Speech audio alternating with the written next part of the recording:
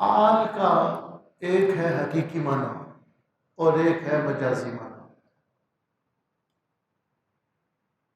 سوال یہ پیدا ہوتا ہے کہ فرعون کی اولاد نہیں تھی، فرعون کی اولاد نہیں تھی، اسی وجہ سے اس نے موسیٰ علیہ السلام کو پالا تھا۔ جب فرعون کی اولاد نہیں تھی تو آل فرعون، فرعون کی آل، یہ کون لوگ ہیں؟ تو یاد رکھیے، آل کا ایک ہے حقیقی معنی، ایک ہے مجازی معنی۔ میں نے کیا لفظ استعمال کیے؟ ایک کسی لفظ کی ایک حقیقت ہوتی ہے، حقیقی معنی ہوتا ہے، ایک ہوتا ہے مجازی معنی۔ جیسے آپ جب لفظ شیر بولتے ہیں، اس کا حقیقی معنی وہی جانور ہے جو جنگلوں میں ہوتا ہے، چیر پھاڑ کے کھانے والا ہوتا ہے، چاہے آپ ببر شیر کہیں یا چیتا شیر کہیں۔ یہ حقیقی معنی ہے کہ وہ جنگل کے اندر ایک درندہ جس کی یہ شکل ہوتی ہے، جس کی یہ نسلیں ہوتی ہیں، وہ دوسرے جانوروں کو چیر پھاڑ کے کھا جاتا ہے، اس کو جنگل کا بادشاہ کہا جاتا ہے۔ یہ شیر کا حقیقی معنی ہے۔ کیا ہے؟ اور جب کسی آپ پہلوان اور بہادر بندے کو کہتے ہیں یہ شیر ہے، تو اس سے مراد یہ نہیں ہے کہ اس بندے کی بھی دم ہے اور یہ بھی چیر پھاڑ کے کھاتا ہے اور اس کے بھی دانت ہیں اور یہ بھی پنجے مارتا ہے، یہ بھی جنگل میں رہتا ہے۔ نہیں، جب بندے کو شیر کہا جاتا ہے، اس سے مراد مجازی معنی ہے، اور حقیقت اور مجاز میں مناسبت ہوتی ہے۔ بلی سے ڈرنے والے کو شیر کہنا یہ جائز نہیں ہے، کیونکہ مناسبت کوئی نہیں ہے۔ دلیر بندے کو جب آپ شیر کہتے ہیں، اور آل عرب کے اندر یہ رائج تھا، حضرت سیدنا امیر حمزہ رضی اللہ تعالیٰ عنہ جب میدان میں جاتے تھے تو حضور صلی اللہ علیہ وسلم فرماتے تھے، آسمان کے فرشتے بھی کہتے ہیں کہ حمزہ تو اسد اللہ و رسول، کہ رسول اللہ کا یہ چچا حمزہ اللہ اور اللہ کے رسول کا شیر ہے۔ حضرت سیدنا علی مرتضیٰ شیر خدا کو جو شیر کہا جاتا ہے، وہ آپ نے خود اپنے لیے یہ الفاظ استعمال کیے ہیں، صحیح بخاری کے اندر ہے کہ آپ نے فرمایا انا الذی سمتنی امی حیدر، کہ میری ماں نے میرا نام بمبر شیر رکھا ہے، کلیس غابات کری المنظرہ، جس طرح جھاڑیوں سے نکلنے والا شیر ایسا دھاڑتا ہے کہ کوئی اس کے سامنے ٹھہر نہیں سکتا، اللہ نے مجھے بھی وہی رعب اور وہ دبدبہ عطا فرمائے ہوئے۔ تو آپ نے اپنے آپ کو شیر کے ساتھ تشبیہ دی ہے، یہ بخاری شریف کے صحیح حدیث کے اندر آتا ہے۔ تو حضرت حمزہ کو حضور فرماتے ہیں کہ اللہ اور اللہ کے رسول کا شیر ہے۔ تو جب دلیر بندے کو شیر کہا جائے تو وہاں بہادری مراد ہوتی۔ اب ایک بندہ اتنا کنجوس ہے کہ وہ نہ اپنے اوپر خرچ کرتا ہے، نہ اولاد پہ خرچ کرتا ہے، آپ اسے کہیں گے آتم تائی ہے، تو یہ جھوٹ ہے۔ لیکن ایک سخی آدمی ہے، اپنی حیثیت کے مطابق اسے کوئی کہہ دے کہ یہ اس وقت اب آتم تائی ہے، اپنے زمانے کا آتم تائی ہے، تو یہ تو جائز ہے۔ تو حقیقت اور مجاز، یاد رکھیں، حقیقت اور مجاز کو اکٹھا کرنا منع ہے۔ یہ ہماری کتاب ہے سلم، اب تو یہ کورس میں نہیں ہے، ہم جس وقت پڑھتے تھے اس وقت تھی، یہ منطق کی کتاب ہے۔ حقیقت اور مجاز فور ایک جگہ اکٹھے نہیں ہو سکتے۔ یعنی جب ایک دلیر بندے کو آپ یہ کہیں کہ یہ شیر ہے، تو آپ اس سے مراد جانور بھی لیں اور اس سے مراد بندہ بھی لیں، یہ نہیں ہو سکتا۔ جس وقت حقیقت مراد لیں گے وہ جانور مراد لیں گے، وہ جانور مراد ہوگا۔ جب مجاز مراد لیں گے وہاں جانور مراد نہیں ہوگا، وہ مجازی معنی مراد ہوگا۔ اب آل کا حقیقی معنی اولاد ہے۔ سورہ یوسف کے پہلے رکوع میں جو آل یعقوب آیا ہے، تمام مفسرین کے نزدیک وہاں اولاد یعقوب علیہ السلام مراد ہے، کیونکہ یعقوب علیہ السلام کی اولاد موجود تھی تو وہاں آل حقیقی معنی میں ہے۔ تو آل کا حقیقی معنی ہے اولاد۔ حقیقی معنی جب نہ مراد ہو تو اس وقت مجازی معنی کی طرف جاتے ہیں۔ جیسے آپ دلیر بندے کو جب شیر کہتے ہیں، حقیقی معنی مراد ہی نہیں ہو سکتا کہ اس بندے کے بھی چار ٹانگیں ہیں، یہ بھی جانوروں کی طرح پھاڑ کھاتا ہے، یہ بھی شیر، یہ مراد نہیں ہو سکتا۔ جب حقیقت مراد ہو تو مجاز مراد نہیں ہوتی، جب مجاز ہو تو حقیقت مراد نہیں ہوتی، اور جب حقیقت مراد لینا مشکل ہو تو پھر مجاز کی طرف جاتے ہیں۔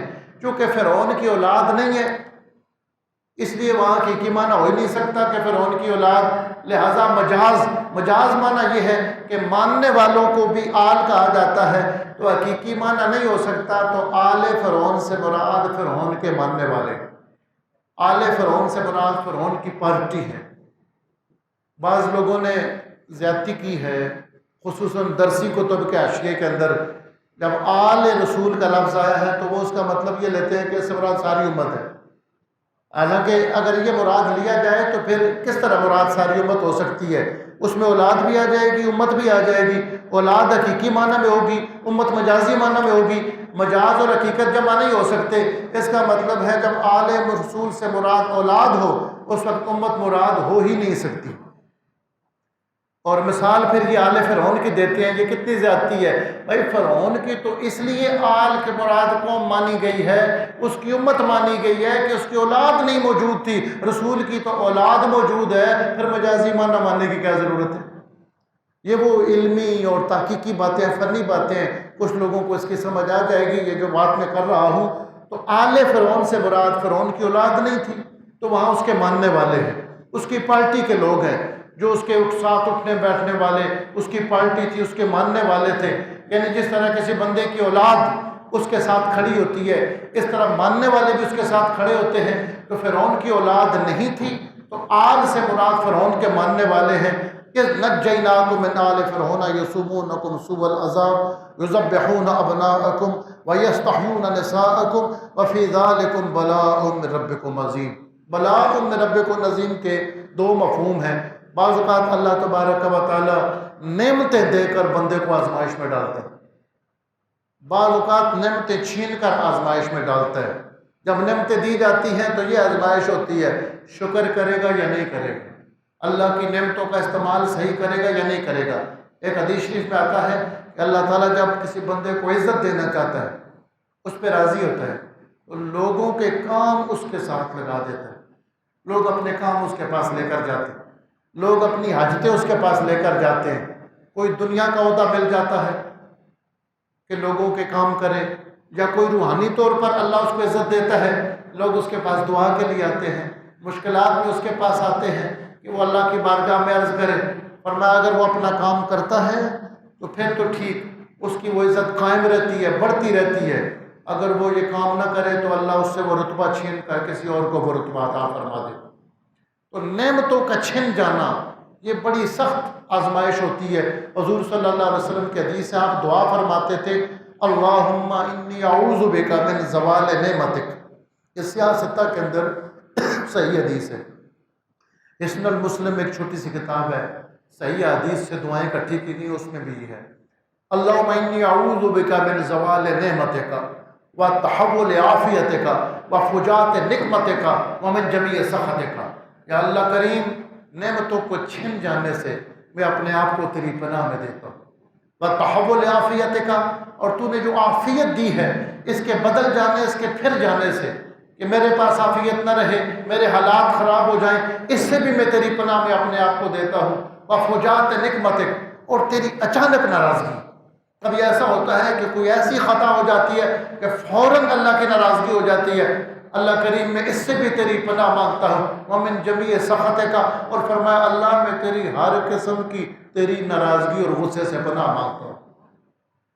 تو اللہ تعالیٰ کبھی نعمتیں دے کر آزماتا ہے، کبھی نعمتوں کو لے کر آزماتا ہے، کبھی وہ بندے کو کچھ دے کر آزماتا ہے، کبھی کچھ لے کر آزماتا ہے کہ اب یہ صبر کرے گا یا نہیں کرے گا، رونا پیٹنا شروع کر دے گا، ہائے فریاد شروع کر دے گا، یا صبر کرے گا کہ اللہ کی طرف سے ایک آزمائش ہے، اگر صبر کرے تو اللہ اس کو اپنا قرب عطا فرماتا ہے۔ وَإِذْ فَرَقْنَا بِكُمُ الْبَحْرَ، اور پھر یہ نعمت بھی یاد کرو جب ہم نے تمہارے لیے سمندر کو پھاڑ دیا، وَأَغْرَقْنَا آلَ فِرْعَوْنَ، اور فرعون کی قوم کو، فرعون کی آل کو، فرعون کے ماننے والوں کو ڈبو دیا، وہاں تم تنظرون، اور تمہارے دیکھتے دیکھتے ڈبو دیا۔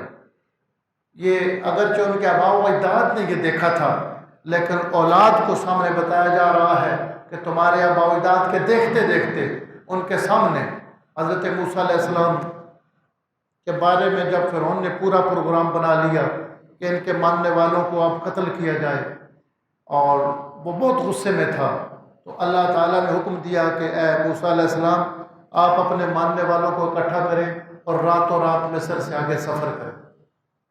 رات کے وقت موسیٰ علیہ السلام نے سفر شروع کیا۔ قرآن مجید میں الگ مقام پر یہ بیان بھی ہوا ہے کہ وہ رات کا سفر تھا۔ موسیٰ علیہ السلام نے اپنی قوم کو ساتھ لیا۔ جب دریائے نیل کے کنارے پہنچے تو اللہ نے حکم دیا تو آپ نے دریا پر اپنا عصا مبارک جو معجزہ تھا